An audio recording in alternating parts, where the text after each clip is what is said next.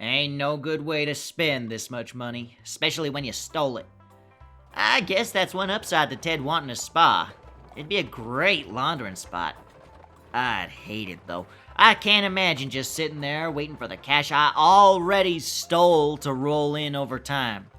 Let me bury it somewhere in the desert, mark it on a map, and travel out to it every time I need a top-up. That'd get me out of the house at the very least. The wagon's rolling into Edwin's Folly now, a town about 6 hours out of Wesker Fort. Ted and I were originally headed this way on account of Marley being so good with money. His promise to us, leave your cash here and you'll own it legally within a year. Ted doesn't like the poetics as much as I do, of course. Does Ted like anything? Certainly not me. My guts feel all messy thinking about it. But that's not a problem. He's coming for me after all. Marley's office is up here on the left. I park the wagon, stomp the dirt off my shoes, and head inside. It's quiet in here. Orderly. Marley's the kind of person to keep his bookshelves full, but I don't know if he's ever actually read any of them. I think he just likes his office quiet as a library, and the books tell people that. His office is in the other room, so he calls out, "Hello? Did someone come in?" "It's Fletcher, Marley. How've you been?" "Fletcher!" Marley pops out of the other room the way a bar of soap pops out of your hands. Instantly, and then it falls onto the floor. Whoa! Marley never struck me as the coordinated type. Resilient, though. He pulls himself off of the floor as quick as he fell down and starts wringing my hand. "Where's Ted? Did everything go okay? He's not in trouble, is he?" I chuckle and shake my head.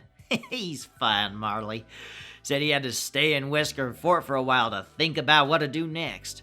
That's how bad the haul was." Marley's mouth drops. "Seriously?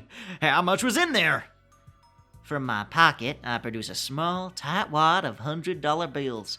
Enough for him to get some real gear to come find me, but not more than that. "This is his share, plus some extra for you.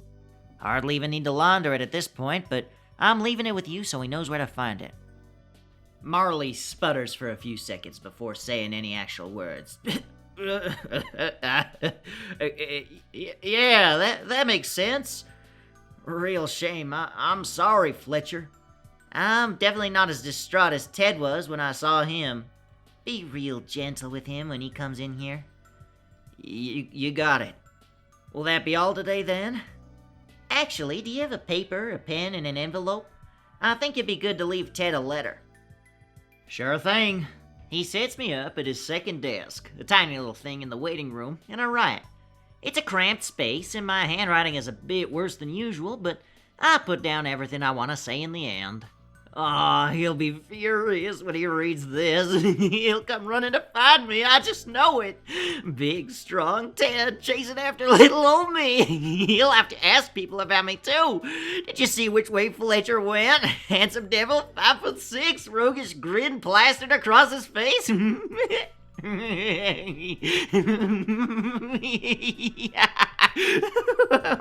Fletcher, can you please quiet down a bit with the giggling? I can hardly focus on my work with all the racket. Marley's head pokes out of his office, utter bewilderment written on every inch of his face. Yeah, sorry, Marley. I'm actually done with the letter.